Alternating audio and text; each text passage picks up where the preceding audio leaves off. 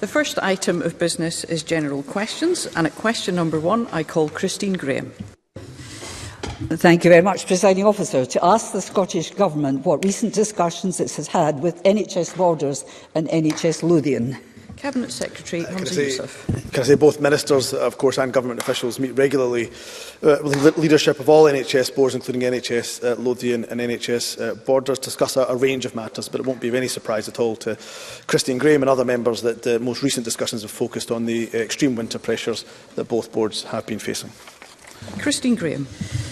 Thank the Cabinet Secretary for his answer. With reference to the extreme winter pressures, I of course welcome the announcements of £8 million for interim social care beds to ease pressure on our hospitals. And I note it's been shared between health and social care partnerships. So can I ask the Cabinet Secretary when we will hear progress about the division of this money between the partnerships, particularly those serving the Lothian, South Tweedale and Lauderdale, which is my constituency, which of course includes both NHS Lothian and NHS Borders. Cabinet Secretary. Can I say that currently there's good work being done by both NHS Lothian and NHS Borders on the issue of delayed discharge. To answer her question directly, as the First Minister said earlier this week, we'll get a further update at SCORE, which she will be chairing tomorrow, and of course I'll find an appropriate way to update the member in that respect. But it is fair to say that the additional 300 beds, interim care beds that I announced last week, that is on top of the 600 interim care beds that are already being used, and many of those will be in Lothian and in Borders. But it's so important that we do everything we possibly can and facilitate and help our local partners to do everything they can to get those who are in hospital, who are clinically safe to be discharged, back home, because, of course, ultimately it is better for the individual too. So we will get an update tomorrow at SCORE. Craig Hoy. Thank you, Presiding Officer. I was recently contacted by a constituent whose 92-year-old mother, who lives with an NHS Lothian, suffered a bad fall in her own home. She lay on a hard wooden floor in a lot of pain for 5 hours for an ambulance to arrive. Her daughter repeatedly called for an update and was told not to move her mother, who was crying in pain, nor give her anything to drink. When the paramedics finally arrived, she was transferred to Edinburgh Royal Infirmary for an operation for 2 severe breaks. Minister, these ambulance and subsequent treatment waits are inhumane. So will the SNP government back our plan and introduce new crisis maximum waiting times and finally get a grip on the horrific waiting times across our NHS? Cabinet Secretary. Well, what I would say, of course, any situation, as Craig Hoy has described, where anybody gets a substandard level of service that we would expect collectively across this chamber, then I apologise for that and deeply regretful. And, of course, if Craig Hoy wishes to follow up with me, I'll ensure that the Scottish Ambulance Service appropriately investigate. I'm sure he understands, I know he does, that particularly the few weeks during the festive period in the first week of January were incredibly difficult, probably the most difficult the Ambulance Service has provided. I have looked at the plans that the Conservatives have brought forward. I don't see any detail. I don't see how just simply saying that there must be a 15-minute turnaround time in place actually means that that is the case. In fact, they have many similar schemes in England, but actually you'll see that ambulances unfortunately are queued up outside NHS trusts in England too. So we're doing taking a range of measures to try to improve the turnaround time for ambulances so they're not stacked outside of hospitals and that they get back out on the road and respond as quickly as possible. And I have to say, seeing the most recent data from the Scottish Ambulance Service, there certainly has been an improvement, particularly in amongst those most urgent, immediate life-threatening calls. But I'm happy to keep the member updated in that respect. Question number 2, Brian Whittle. Thank you, Presiding Officer. To ask the Scottish Government what assessment it has made of the role of local government services in improving public health and wellbeing. Minister Kevin Stewart. Thank you, Presiding Officer. We recognise the important role of local government services in improving public health and wellbeing in order to ensure people in Scotland live more years in good health. We know that prevention is key, and the building blocks of good health and wellbeing include good education, jobs, housing and communities, all of which local government services contribute to. In recognition of this, Public Health Scotland is jointly sponsored by COSLA and the Scottish Government with the aim of improving population health and combating health inequalities and their wider causes. Brian Whittle. Can I thank the Minister for that answer? I know he recognises that many of the solutions to Scotland's poor health record sit outside of the NHS predominantly in council-funded community activities. So I wonder if the Minister recognises that the council financial settlement that the government have given them is requiring councils to slash the very services that he advocates, and this will appear in the NHS poor health ledger, increasing the pressure on the NHS. Minister. Presiding Officer, we have listened to councils and are increasing the resources available to local government by over £570 million in the next financial year. Local authorities also have a range of revenue-raising powers that are not available to other public services, including newly devolved powers over empty property rates relief.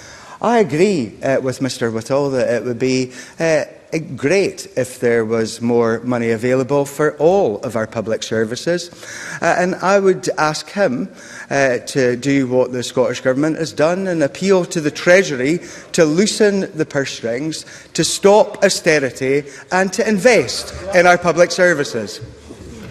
Carol Mockin. Thank you, Presiding Officer. Across the country, including SNP-run councils, they are at breaking point due to the very cuts that have just been discussed, made year on local government budgets.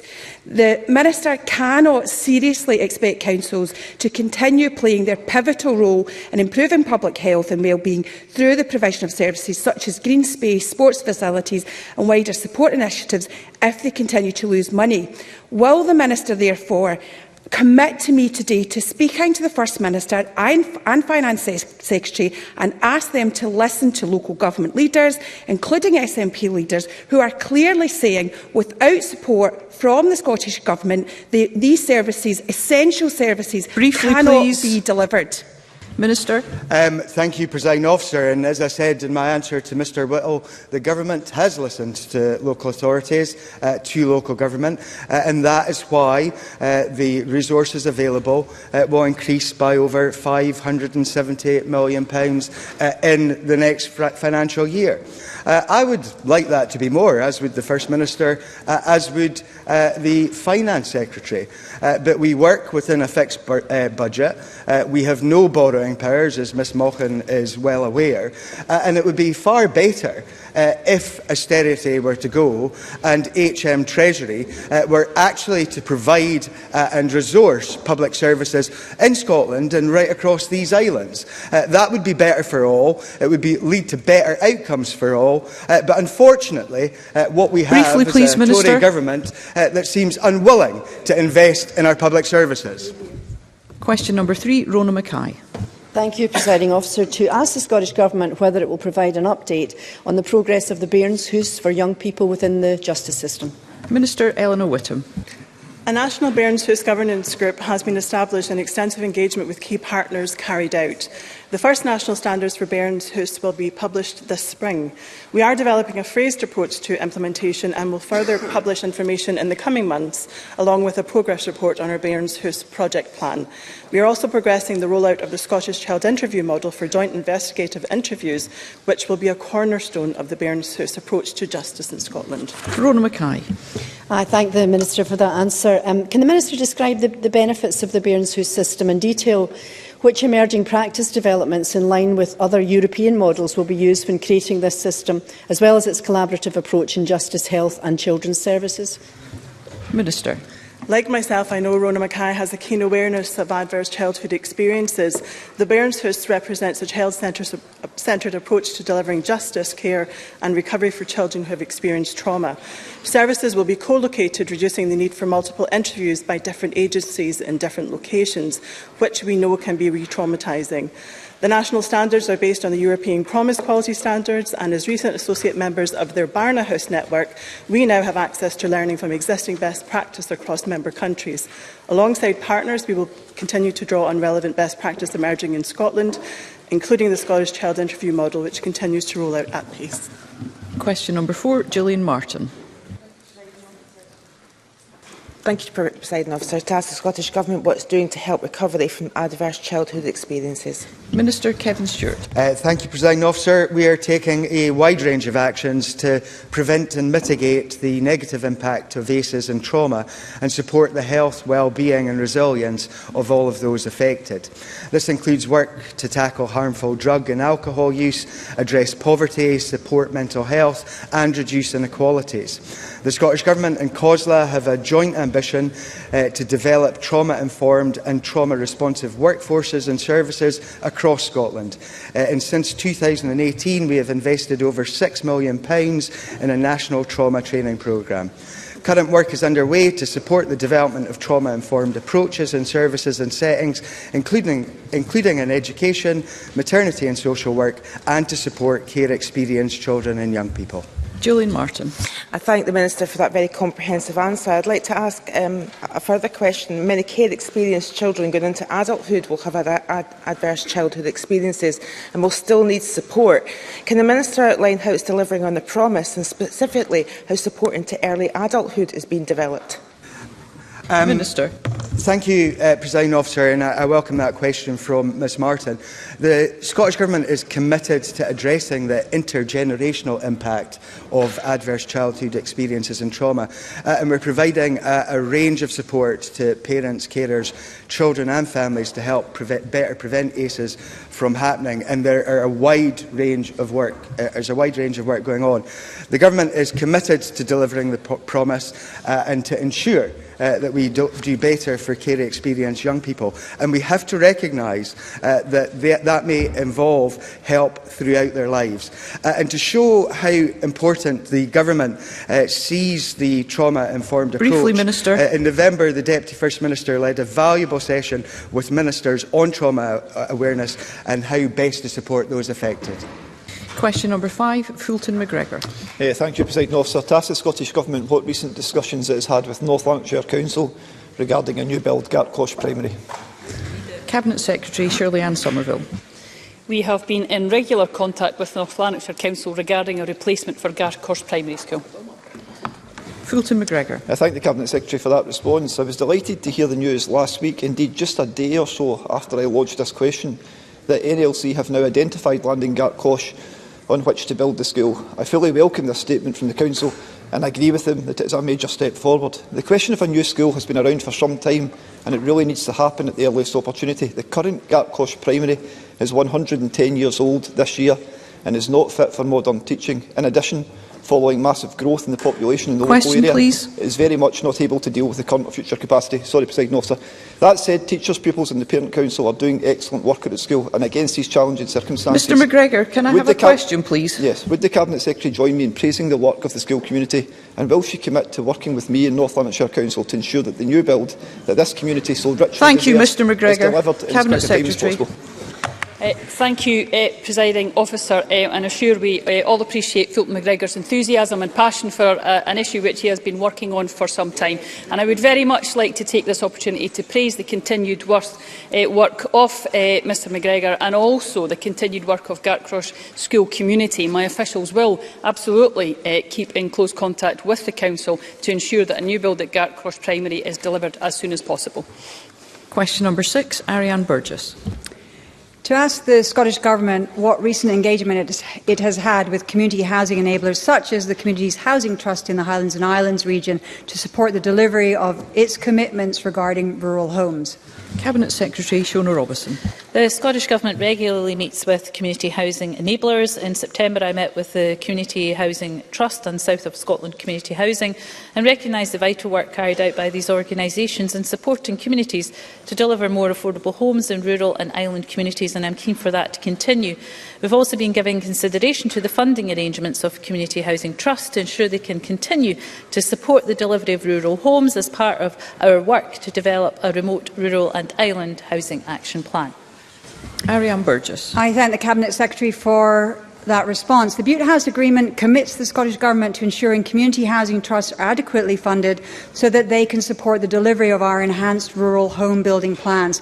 The Communities Housing Trust currently has a pipeline of 600 projects, 150 of which are at risk due to the lack of capacity. What more can the Scottish Government do to ensure that trusts have the long-term support that they need to deliver on these opportunities to increase the number of rural homes, and in particular, timescale is of importance here. Cabinet Secretary. So the Scottish Government remain very keen to work with Communities Housing Trust to ensure that deliverable projects are implemented and to ensure that communities can access the focused support they need at the right time. I do recognise the importance of sustainable funding arrangements for these organisations to support the delivery of more homes. In a letter sent to the Local Government Housing and Planning Committee in December, I set out priority work strands for the Remote, Rural and Islands Housing Action Plan, including funding arrangements to achieve this. And of course that plan will be published in the spring. Question number 7, Gillian Mackay. To ask the Scottish Government what work is underway to assess the impact of vapes on public health. Cabinet Secretary Hamza Yousaf. We continue to work with stakeholders, including Public Health Scotland and ASH Scotland, to ensure we have a broad understanding of the impact of vaping on public health. The World Health Organisation states, and I quote, that vapes are undoubtedly harmful to health. However, clearly given the limited time that they have been used, there is consequentially limited evidence on their long-term impact. We're working to review a range of evidence that is available, which will influence our refreshed tobacco action plan due to be published in autumn later this year. Julian Mackay. I thank the Cabinet Secretary for that answer. There are many issues with vapes in terms of flavours and advertising that I think we should be tackling, and I hope the Cabinet Secretary would support this. As well as being an issue for public health, they are an issue for the environment, as covered by the campaign in the Daily Record today. Would the Cabinet Secretary support a ban on single-use vapes? Cabinet Secretary. Well, can I congratulate the Record on their campaign and make a special mention of Laura Young, who I was reading about, colloquially describing the Daily Record as the Vape Crusader, which I thought was a fair name for her. But she's done an incredible job going around the country, picking up these vapes that are undoubtedly causing environmental harm. So Gillian Mackay is absolutely right. There's a public health issue that we are exploring and will explore, but I'm working, as you would imagine, with my colleague, the Minister for Green Skills, Circular Economy and Biodiversity, and we together will ask stakeholders with the relevant expertise to examine the evidence and assess what action the Scottish Government and other partners should take, and that will include consideration of a potential ban, and of course I'll keep the member updated. Siobhan Brown. Thank you, Presiding Officer. Can the Cabinet Secretary may be aware the issue of youth vaping is something that I've taken particular interest in, and I'm looking forward to a members' debate on the issue at the end of the month. Can I ask the Cabinet Secretary if the Scottish Government has conducted an assessment into advertising in the vaping industry? Cabinet Secretary. Yes, we should look into that issue. And, as I say, there are a number of issues to consider from a public health perspective. Clearly, we know that there is evidence that young people, and a number of young people who would not have considered smoking a cigarette, are taking up vaping. So there is concern about the advertising, particularly on the social media platforms as well as other platforms too. So that should absolutely be part of the consideration that I have already referenced in my response to Gillian Mackay in relation to the stakeholders that have the expertise. They should explore and examine a range of issues in relation to vaping, as I say, including a potential ban for the disposable and single-use vapes. Question number 8, Maggie Chapman. Thank you. To ask the Scottish Government what steps it is taking to address any racial profiling practices in Police Scotland. Cabinet Secretary Keith Brown. Police Scotland should operate at all times with fairness, integrity and respect, and irrespective of ethnicity. The Chief Constable has made clear his commitment that Police Scotland must become an actively anti-racist organisation. In respect of Stop and Search, the Code of Practice in Scotland was developed by an independent advisory group. It was approved by the Scottish Parliament and came into force on the 11th of May 2017 and was reviewed in 2019 and sets out clearly the rules for when and how the police in Scotland can use Stop and Search. Maggie Chapman. I thank the Cabinet Secretary for that response. Figures released in December show that people from minority ethnic backgrounds were up to 20 times more likely to be stopped by Police Scotland under counter-terrorism powers. But evidence tells us that far-right domestic terrorism is by far the greatest current threat, and that racial profiling is both unacceptable and counterproductive. Does the Cabinet Secretary think that a reassessment of what a terrorism threat looks like is urgently needed in a Scotland that welcomes refugees and other immigrants? And what actions does he consider necessary to ensure we tackle racist police practices? Cabinet Secretary. Just to be clear, first of all, that Scotland welcomes people from all over the world. Over successive generations, migrants and refugees have contributed greatly to our society, as well as bringing diversity to our communities. And racism in any form is abhorrent and wholly unacceptable. Counter-terrorism is reserved and is delivered through the UK Government Contest Strategy. The Scottish Government is actively engaged with the Home Office to ensure that the recently announced review of the strategy appropriately reflects the situation, and that takes into consideration the terrorism threat throughout the UK, including Scotland. The operation of counter-terrorism in Scotland is a matter for Police Scotland, taking account of the specific code of practice for counter-terrorism stop and search at the border issued by the Home Office. I do agree with Maggie Chapman that in relation to the threat and the assessment of the threat of terrorism, that Police Scotland hold perhaps the biggest piece of the jigsaw, and they do look at the issues which have been raised by Maggie Chapman on a regular basis. Thank you. That concludes general questions. The next item of business is First Minister's questions. And at question number 1, I call Douglas Ross. Thank you very much, Presiding Officer. There are reports this morning from a leaked document that Glasgow City Council are considering cutting 800 teaching posts. The General Secretary of the SSTA Teachers Trade Union said this would potentially write off the current generation of young people. So was the First Minister aware that an SNP-run council was considering such a drastic cut in teacher numbers? First Minister.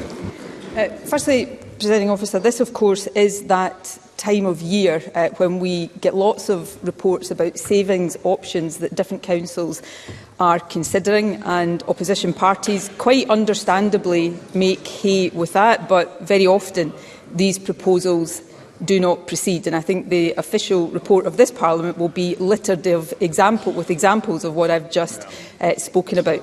In terms of these particular proposals, I've not seen the detail of these. Councils, of course, are autonomous in their areas of responsibility, something that parties across this chamber often call on the Scottish Government to respect. But as my record shows, and indeed as my government's funding to councils demonstrates, I am in favour of more teachers, not fewer teachers. Douglas Ross. Well, the First Minister's record is 900 fewer teachers in Scotland, so I'm not sure how her rhetoric matches her record. And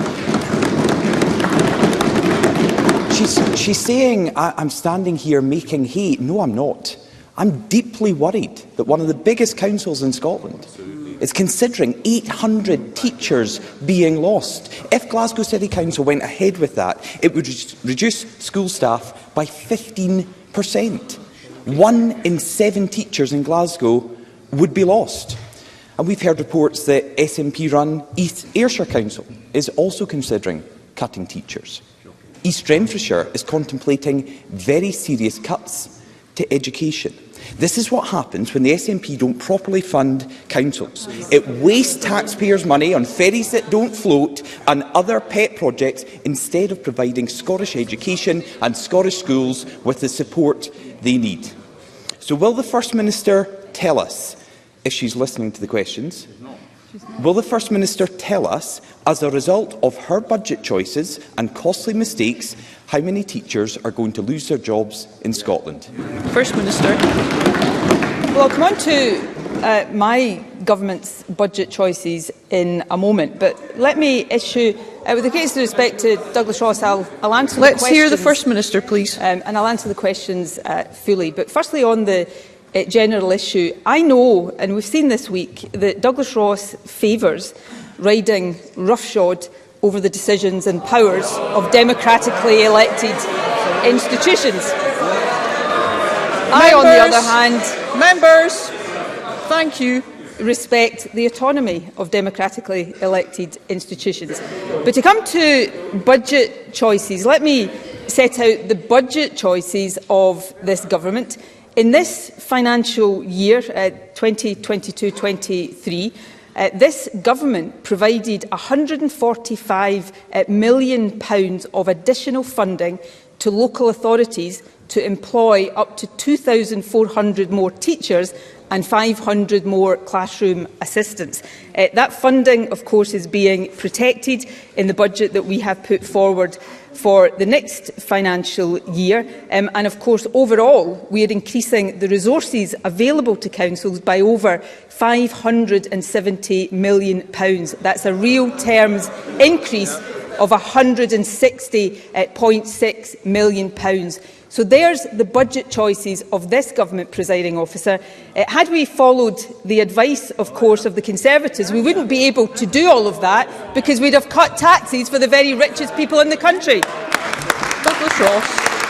So first I asked Nicola Sturgeon about 800 teacher losses potentially happening in Glasgow. No answer. The next question was how many teachers fear losing their jobs across Scotland as a result of her government's budget. No answer again. And there are 900 fewer teachers in Scotland since Nicola Sturgeon's government came to power. That is the reality.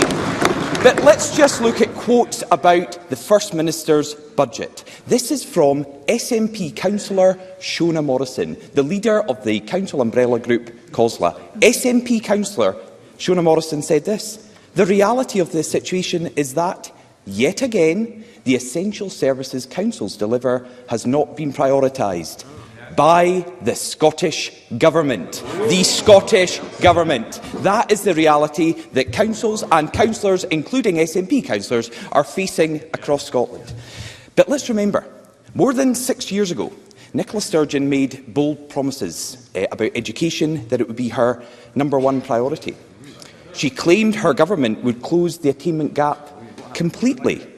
But yesterday, her own Education Secretary rubbished Nicola Sturgeon's promise. Shirley Ann Somerville said, and this is a quote, "I think in reality that is exceptionally difficult, if not impossible, to achieve, to get to the point of zero." So is the Education Secretary right that the First Minister's key promise is never going to happen? First Minister. Our commitment to substantially eliminate the poverty-related attainment gap by 2026 still stands. I've said that in the Parliament before, and I say it again today. Although, let me stress that phrase, poverty-related attainment gap. Of course, we are also trying to tackle child poverty through something that I think Douglas Ross might have referred to as a pet project earlier on, the Scottish Child Payment, for example. And that task of tackling child poverty and helping reduce and substantially eliminate the poverty-related attainment gap wouldn't be as difficult as it is if we didn't have a Tory government pushing more children into poverty every single week. Let's come back, presiding officer, to teachers. The number of primary teachers in our schools is amongst the highest today than at any time since I was at primary school. The overall teacher-pupil ratio is the lowest in the UK. And in Scotland, right now, there are 7,573 teachers per 100,000 pupils. That compares to just 5,734, where the Conservatives are in government in England. And of course, as I said, we're providing £145 million to councils to support additional teachers. So that's our funding choices, that's our record, and I am proud to stand on it. Douglas Ross. Nicola Sturgeon is proud to see SNP councils considering cutting teacher numbers. You're proud of that, First Minister. You should be embarrassed, if not disgraced. Nicola Sturgeon said, "Judge me on education." Well, the Education Secretary has done exactly that and found that the First Minister makes promises her governments won't meet. Her failures have left teachers frustrated, disappointed and angry. Today, schools in North Lanarkshire and Moray are on strike. Tomorrow, it's Angus and East Bartonshire. Next week, schools in another 10 council areas go on strike, including here in Edinburgh. The following week, another 10 are striking from Borders to Aberdeenshire. After years of disrupted education because of the COVID pandemic, when the Scottish Government was too quick to shut down schools and limit teaching time, pupils are once again getting a raw deal. All of this affects young people's opportunities and causes real problems for parents. So can the First Minister tell young people and Scottish families, will education ever be her #1 priority? First Minister. Well, I'll let The people of Scotland continue to judge the record and the actions and the decisions of this government. Let me repeat some of that. At a time when the Tories have been slashing budgets for local councils, this government, in the budget we have put forward for next year, is increasing council budgets by over £570 million. We are providing £145 million to councils to support the employment of additional teachers. Members. Again, let me repeat, something we would not have been able to do had we followed Douglas Ross's advice and cut taxes for the highest paid. Instead, we are asking those at the top of the income spectrum in Scotland to pay a little bit more to protect our public services. And in terms of pay dispute with teachers, this is a government that continues to negotiate and to seek settlement. Again, that stands in marked contrast to where the Conservatives are in power, where the Education Secretary in England said this week that we didn't negotiate pay with teachers because that is not what the government is here to do. The Tories, of course, are trying to take away the right to strike of public sector workers. We will continue to seek fair pay deals in the NHS, the teaching profession and elsewhere across our public sector. We will continue to take decisions that prioritise education, that prioritise health, in stark contrast to anything and everything the Scottish Conservatives do. Question number 2, Anna Sarwar. Presiding Officer, last week we heard directly from frontline NHS staff who said that so many of the problems they are facing in acute care is because of the ongoing crisis in social care. Yesterday I met with frontline social care workers and their trade unions to discuss the state of the sector here in Scotland. They told me about the burnout experienced by their colleagues, their fears about the levels of care being offered and their inability to provide care to those who need it. The workers and experts were clear. This is a problem over a decade in the making, a direct result of decisions made by this government. They told me that many of their colleagues have quit or retired early because of the pressures of the job, and they say the pay does not reward the hard work they do or reflect the importance of their role to society. Does the First Minister agree? First Minister. I value those who work in our social care sector and agree that the work they do has traditionally, not just in Scotland but in many places, been undervalued, and that is what we are seeking to change and to address.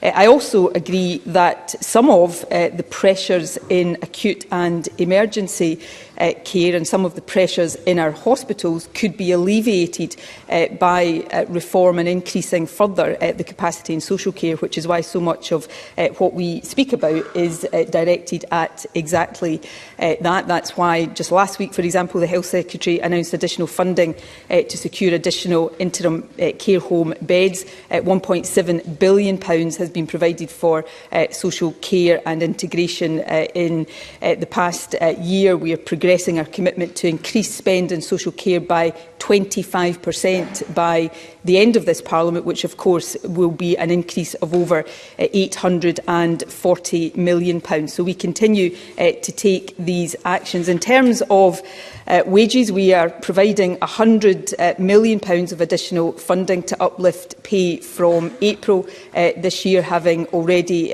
increased it so far, and we will continue to do that so that our social care workforce do get the value not just in our rhetoric but in their pay packets that they so richly deserve. Anna Sarwar. It's important to note that the proposals outlined by the First Minister there have widely been criticised by frontline staff as being nowhere near enough to meet the demands of the crisis we face. Now, the First Minister should not ignore the facts. They'll be paying £10.90 an hour to social care staff, which represents a 3.8% pay increase. That's 40p at a time when inflation is running at 9% and when NHS staff are being offered an average of 7.5%.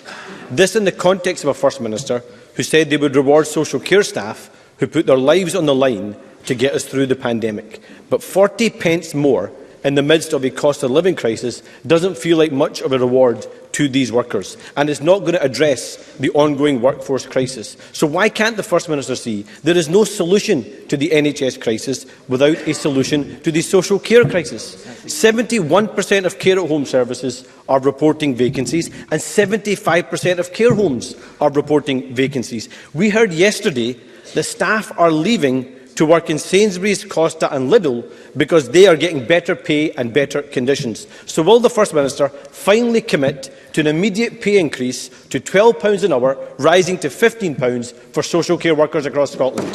First Minister. Well, look, these are serious issues and we take them seriously, but it's important that we can fund the decisions we take. So, first of all, the £10.90 per hour that Anna Sarwar derides, it's important to point out, just as an aside, that is the rate paid by the Labour government in Wales to the social care workforce. In terms of pay increases, over the past 2 years, there has been a 14.7% increase for social care workers. Pay has increased from £9.50 per hour in April 2021 to £10.90, which it will become in April this year. For a full-time adult social care worker, that increase represents an uplift of over £780 over the course of this financial year. I want us to go further, and we intend to go further, but we have to be able to fund that, to increase pay to £15 per hour for all social care workers, as Labour is asking us to do. And I understand why people want to see that happen, would cost up to an additional £1.75 billion. Now, Labour hasn't set out how they would fund that, or what they would propose to cut as a consequence. So yes, we want to see pay increase further, but we have to do that in a properly funded way. That is responsible government. Anna Sarwar. I'll tell the First Minister what's derisory. Derisory is giving a 3.8% pay increase to workers we say are on the front line when inflation is running at 9%. That's what's derisory and causing the social care crisis. Now, the First Minister asks where the money is coming from. This government's failure to eliminate delayed discharge is costing at least £150 million a year, and their National Care Service is estimated to cost £1.3 billion, money spent on set-up and administration that should be spent on frontline services to address the current crisis. Organisations who, like Scottish Labour, support a National Care Service are calling for the SNP to pause the bill. Organisations like the GMB, Unison, Unite, Social Work Scotland, Scottish Care, COSLA and the STUC. And this is what the GMB told this Parliament. Social care staff are broken. They are exhausted. Now we're giving them a bill that doesn't give them any sort of job security, any sort of value or feeling of worth. We want reform. We want to make social care better. But we feel they're being offered now is nowhere near good enough. So will the First Minister finally listen to workers on the front line, pause this flawed bill and put the money where it needs to be so we can actually confront the NHS and social care crisis? First Minister. Well, first of all, Parliament is currently scrutinising the bill, and that process of scrutiny is important. But fair work and sectoral bargaining are actually at the very heart of these reform proposals. But can I also say to Anna Sarwar that calling for a reform that is due to be implemented in future years in order to fund a pay increase in this financial year is just an example of the completely irresponsible and incoherent approach Labour takes to budgeting. That's not how budgeting works. So, by all means, let's continue to scrutinise the National Care Service legislation, but don't mislead people into thinking that if we just stopped that bill, then suddenly we would free up money now for pay increases. It simply doesn't work that way. Let me repeat the actions that we have taken. A 14.7% increase for social care workers in the past 2 years, and we want to go further. And of course, for NHS workers, they offer this year 7.5% on average, compared to 4.5% where Labour is in government in these islands. So our actions demonstrate the value we have for these workers, and within the budget budgets that we have, we will continue to prioritise that. But we will do that in a responsible and a deliverable way, which puts us in stark contrast to Labour. Question number 3, Stephen Kerr.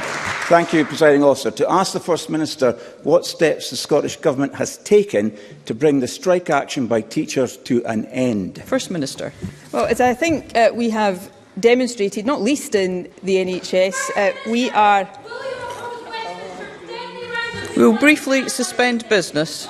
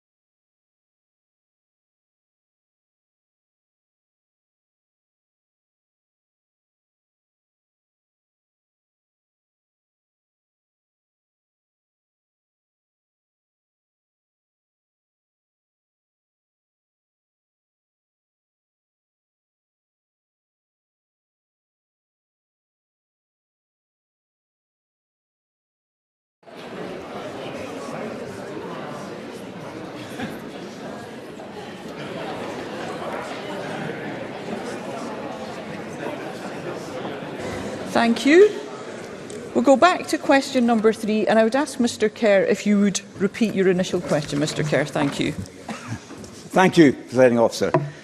To ask the First Minister what steps the Scottish Government has taken to bring the strike action by teachers to an end. First Minister. Well, as I think we have demonstrated, not least in the National Health Service, this is a government that values public sector workers and seeks to negotiate fair pay deals. To that end, we continue to work closely with trade unions and local government partners to reach a deal that is fair and affordable. That dialogue has been constructive. There does still remain a gap between the union asks and, to be blunt, what is affordable within our finite resources, and therefore we look for further compromise. The Education Secretary is in regular dialogue with the unions and with COSLA, has spoken individually with each of the Union General Secretaries to progress things within the past week. There were 2 meetings of the SNCT negotiators last week and another one scheduled for tomorrow. There is a shared commitment and certainly it's a commitment of this government to reach an agreement as soon as possible. Stephen Kerr. Well, last week, the First Minister, talking about Hamza Yousaf, said something about how there hadn't been any strikes because she thinks he's so brilliant. And then in contrast, in education, we have Shirley-Ann Somerville. The first teachers' strike in 40 years. Chaos for hundreds of thousands of parents and carers and pupils. The Cabinet Secretary shows no energy, no urgency to get involved and to resolve the teachers' strike. That's not just my view. That's the view of the unions. The First Minister used to say that education was her top priority. Will she step in and end the strike? First Minister. As teacher strikes loom in England, the hypocrisy of the Tories is absolutely staggering.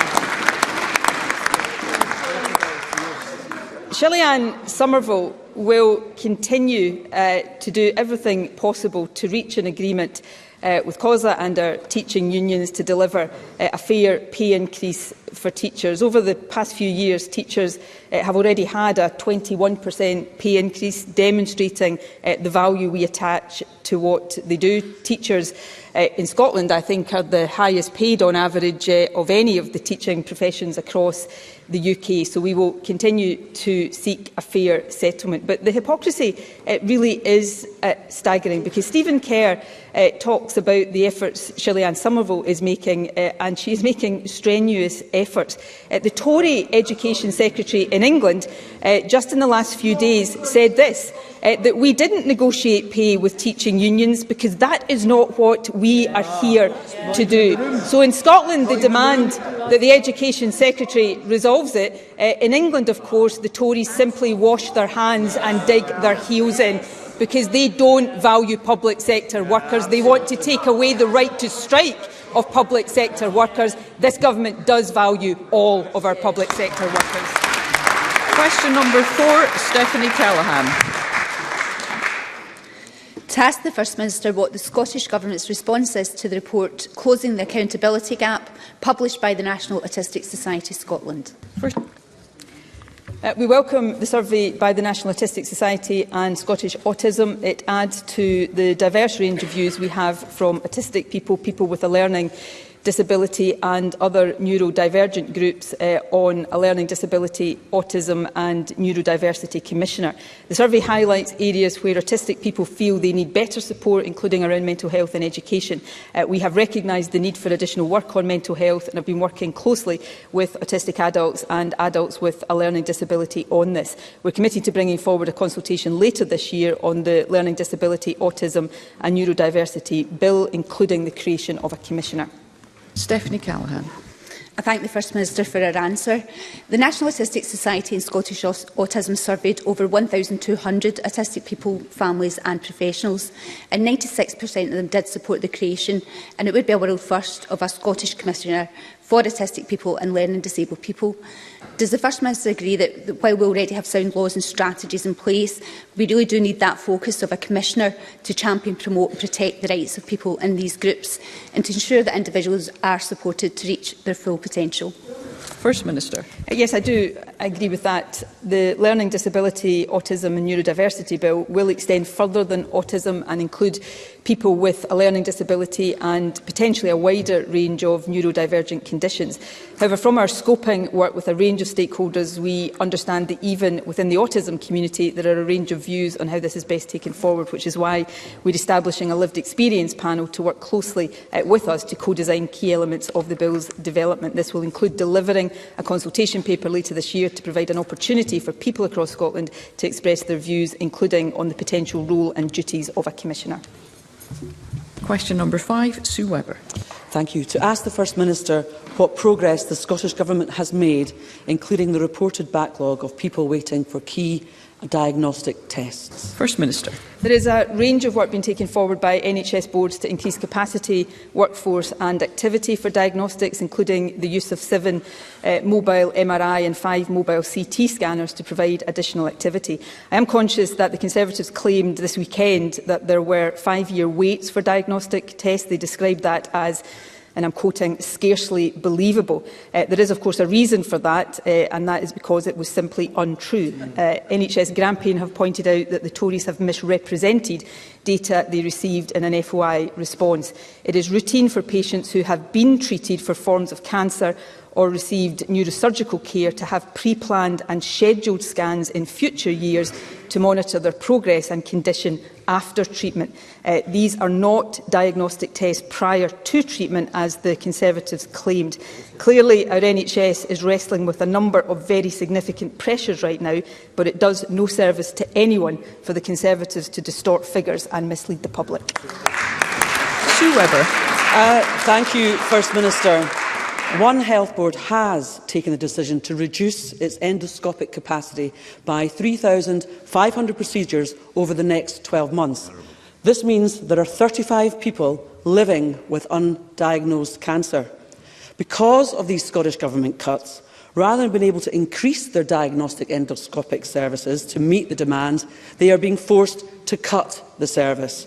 How can the backlog be cleared when the diagnostic services are being cut?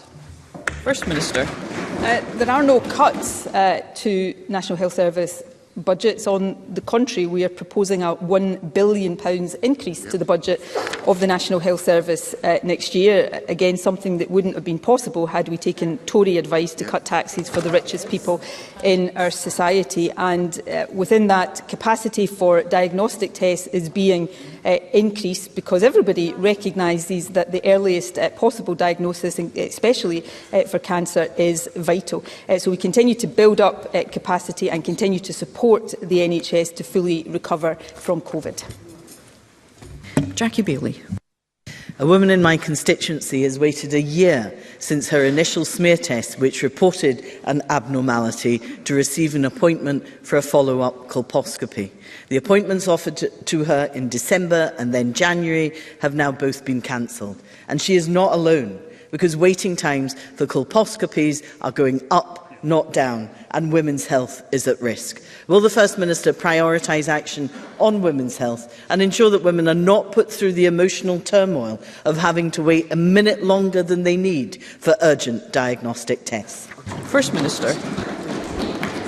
People who need urgent tests are seen quickly. Often individual cases are rightly raised with me in the Chamber. I'm not saying this is the case here with the incident that Jackie Bailey has narrated, but sometimes I can't go into individual case details, obviously, but sometimes there is more complexity to these cases than is often put before the Chamber. But that is why I always say I am happy to look into individual cases. There is significant investment in capacity for diagnostic tests and for any follow-up required as a result of these. That is particularly important around a range of women's health conditions, and we do prioritise women's health. And indeed, shortly the report on our women's health plan will be published, along with progress in appointing a women's health champion. So these issues are of priority and will continue to be so.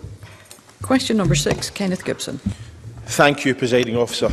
To ask the First Minister what action the Scottish Government is taking to encourage people to become foster carers, following reports that only 40 of 400 children referred to Barnardo's fostering service in Glasgow and Edinburgh have been placed with families in the last year.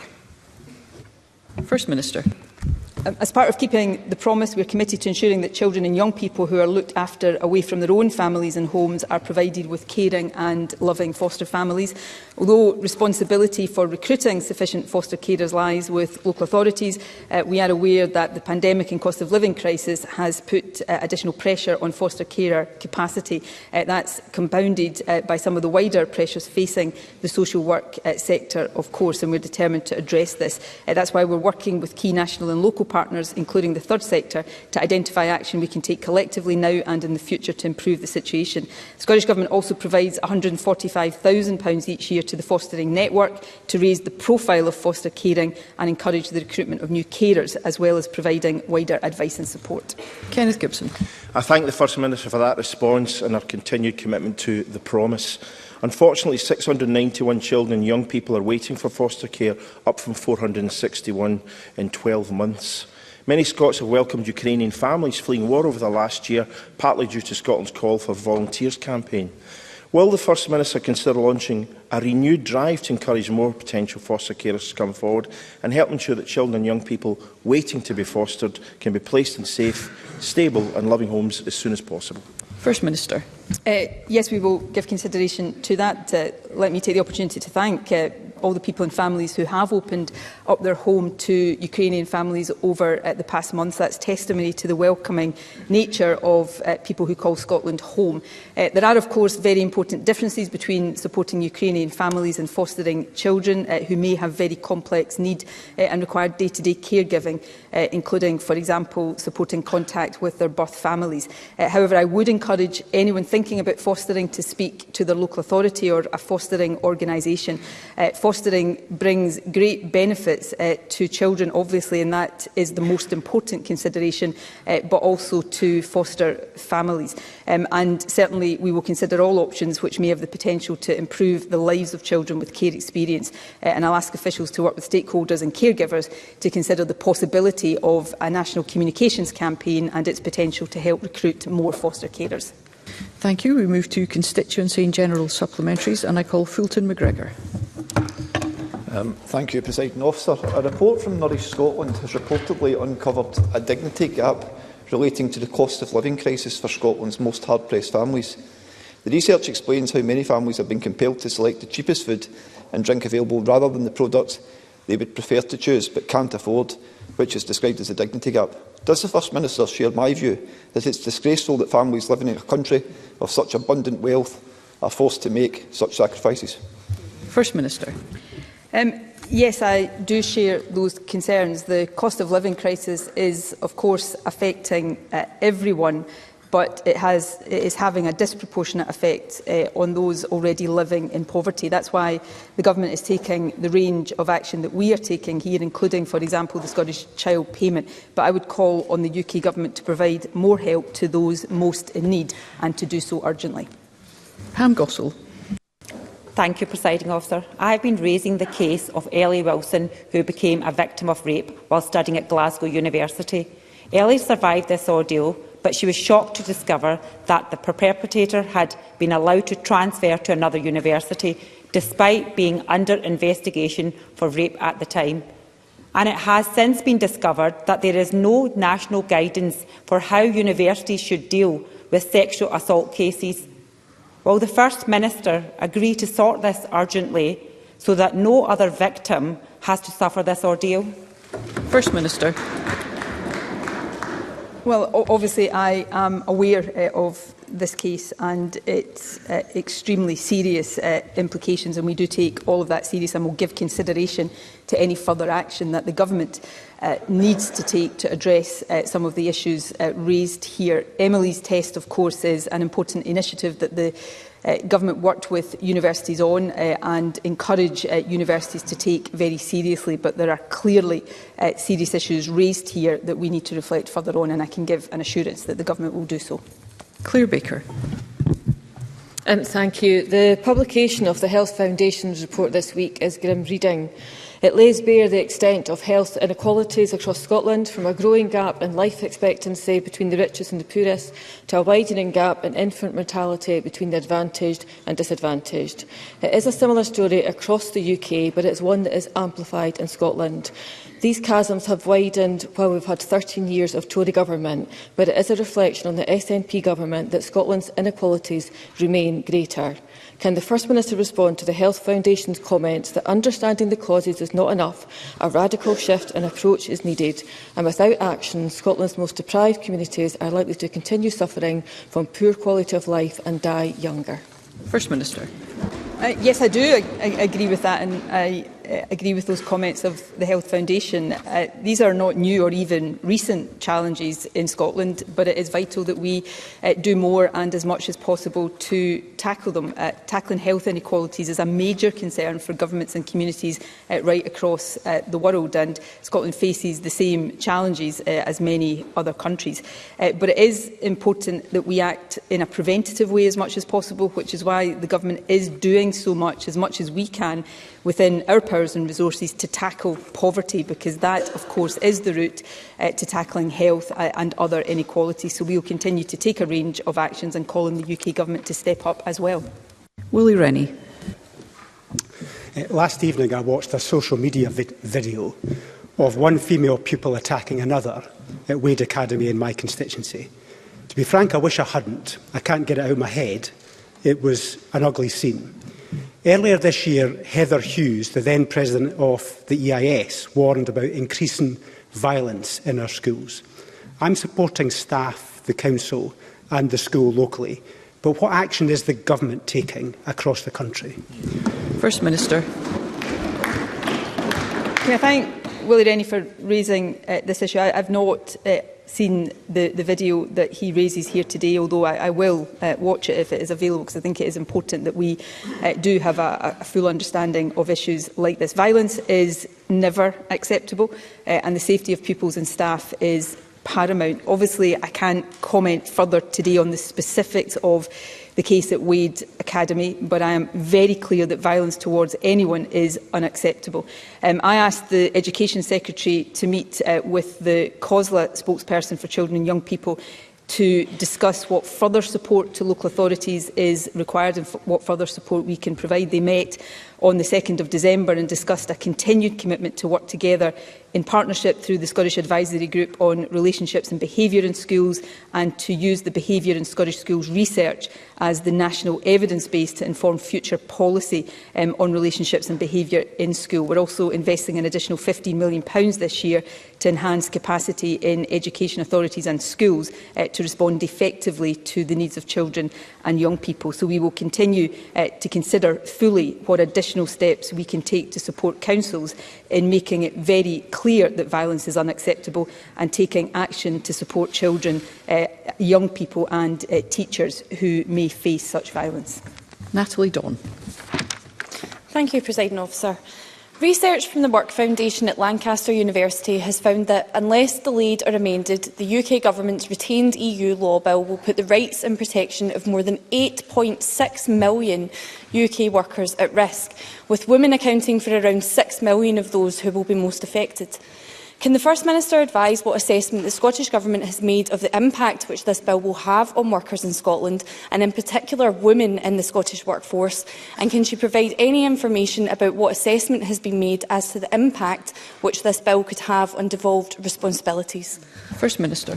Well, Natalie Dawn is right to raise this issue. The bill risks damaging a range of sectors, including protections for workers gained over 40 years of EU membership.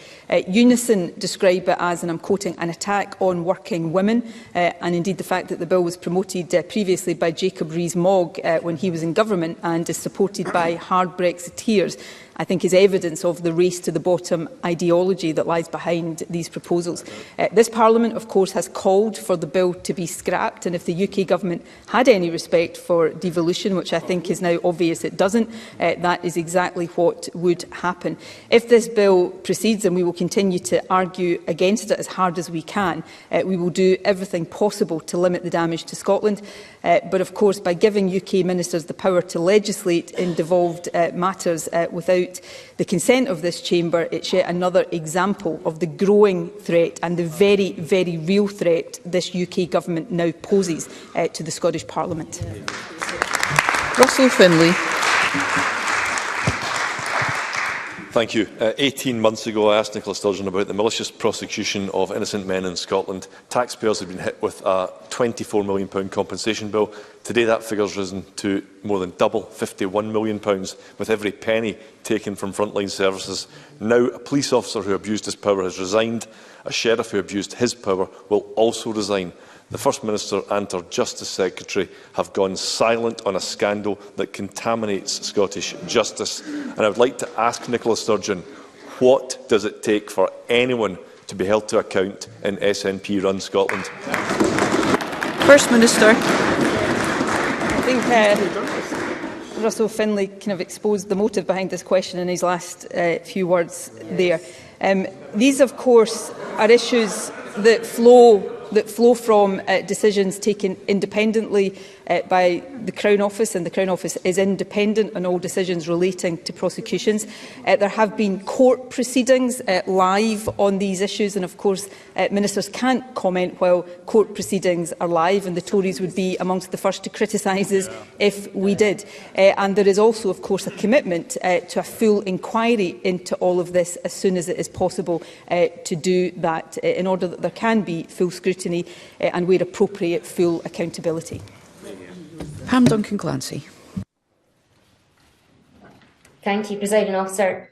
Yesterday, I met with a group of people from Partick Thistle Community Trust's Accepting Activity programme in Parliament.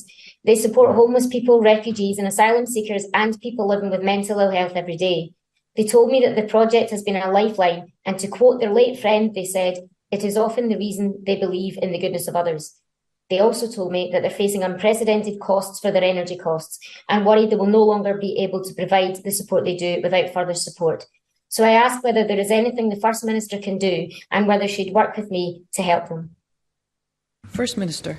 I understand this issue was raised with the Cabinet Secretary earlier this week, or even today at committee, and she has undertaken to look into the issue and to write to the member. So I would suggest that is the appropriate way for now to proceed. Bill Kidd. Thank you, Presiding Officer. First Minister, this month marks the 30th anniversary of Celtic Connections. Can I ask from one Glasgow MSP to another if you will welcome this landmark anniversary of a Scottish cultural gem and great contribution to Glasgow City's economy, and will you be going along yourself to enjoy it jig time? First Minister. Well, I'll be going along.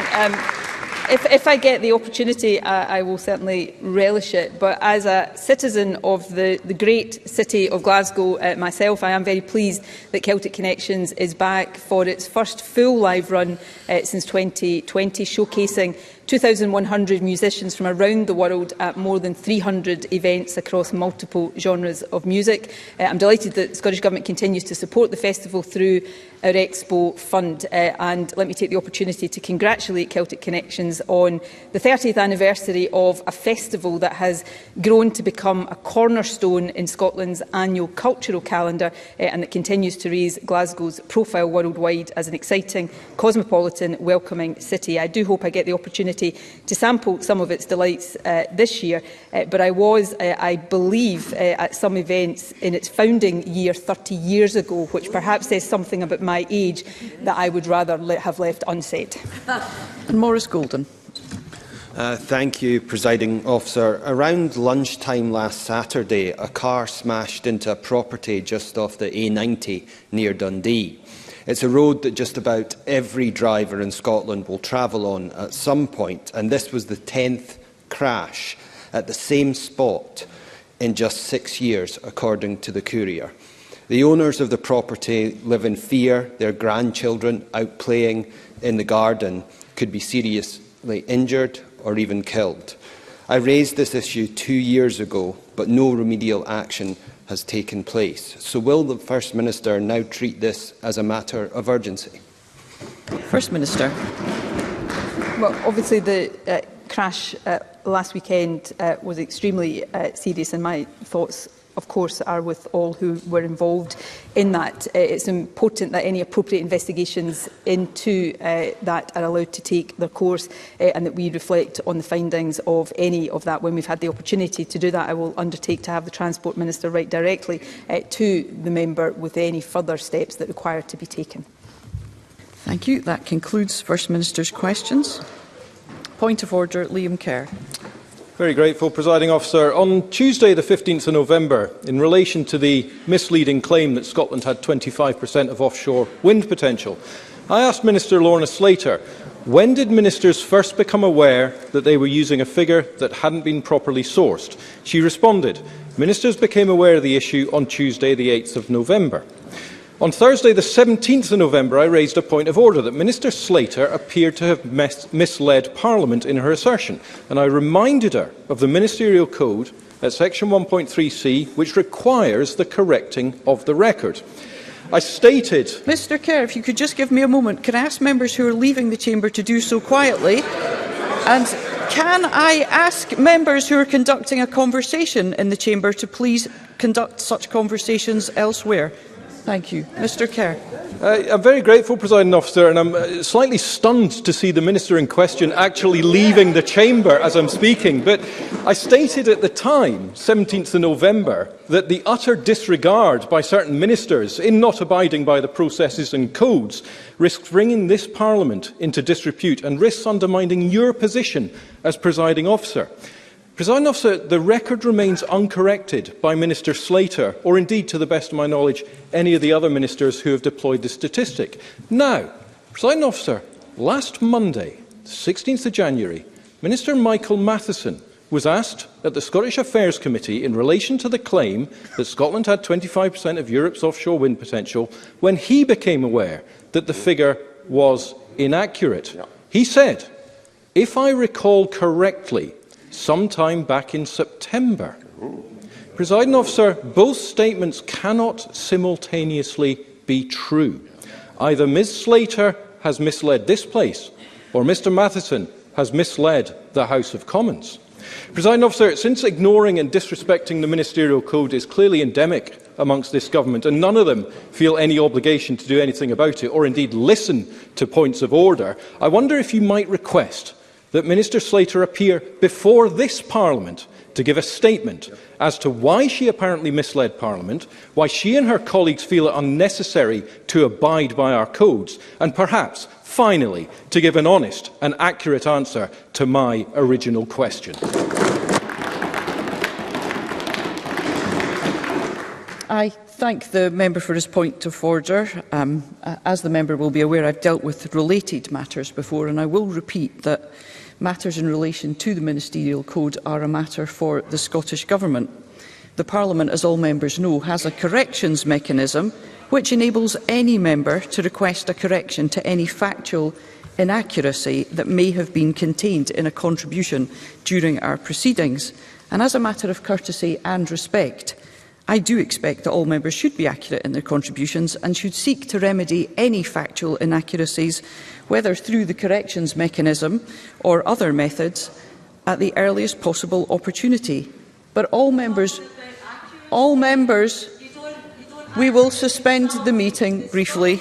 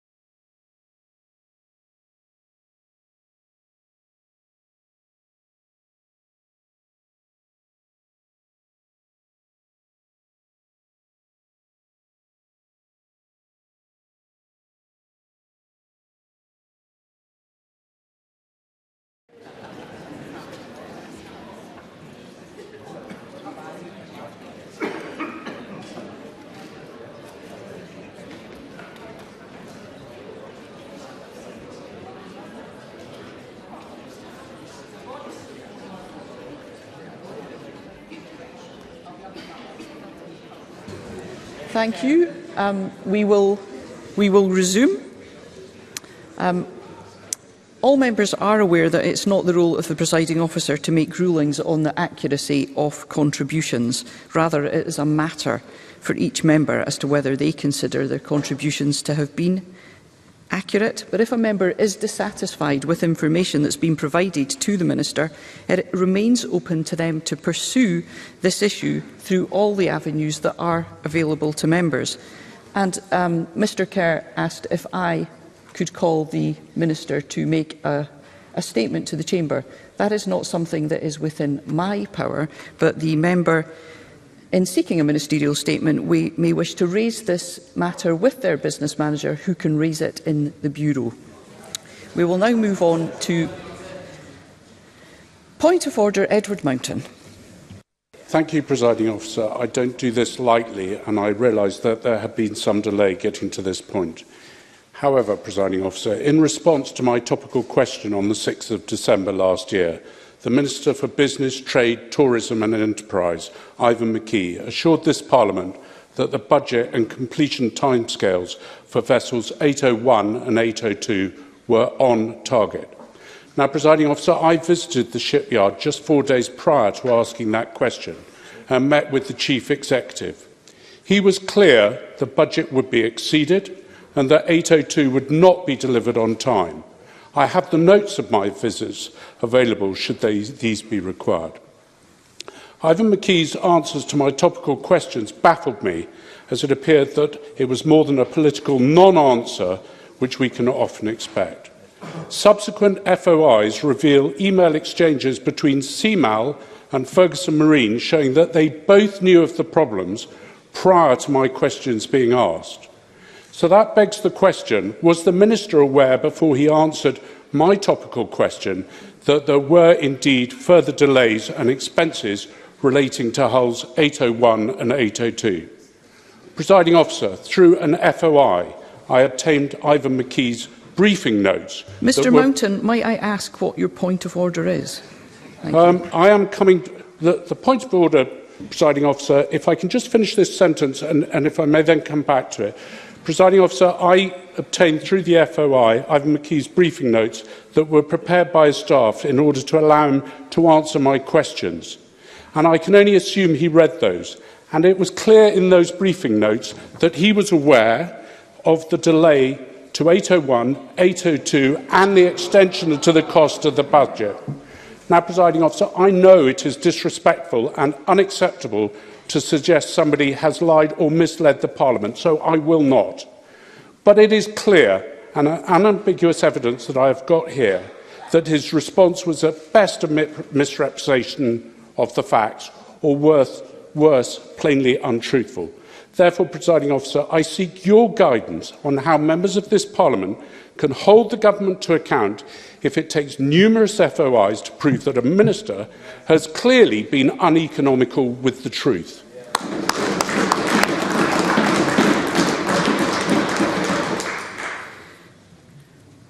I think all members will be aware that a point of order takes precedence where a member has concerns that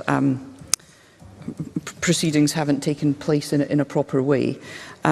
With regards to the points the member raises, these are not points that I can rule on from the chair. I have just addressed a point of order regarding accuracy of members' contributions in the chamber, and I would again have to point the member to the many avenues that exist for members to pursue one another on issues where they are dissatisfied with a response. We will now move on.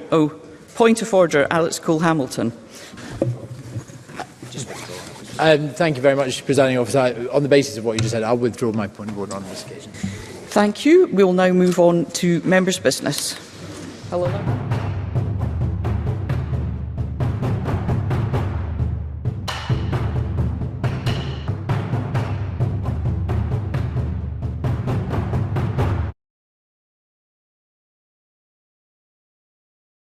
What distinguishes Broadcasting Scotland from a website or blog, apart from our brilliant programmes? Hi there, I'm Gordon Ross. Are the costs we face to enable us to produce those programmes. These costs are significant and ongoing. However, our facilities are able to do so much more if only we had the staff. In the last year, some of our supporters have cancelled their subscriptions. In one way, we would prefer it if it was because they didn't like us, rather than it being because of the financial pressures which we are all under because of COVID.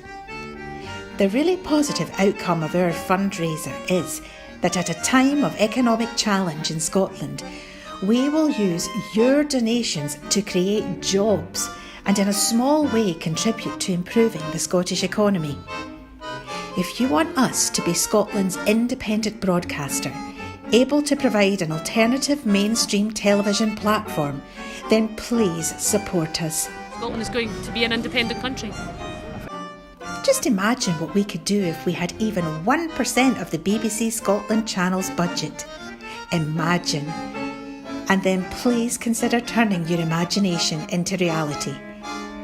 Please support us if you can afford it.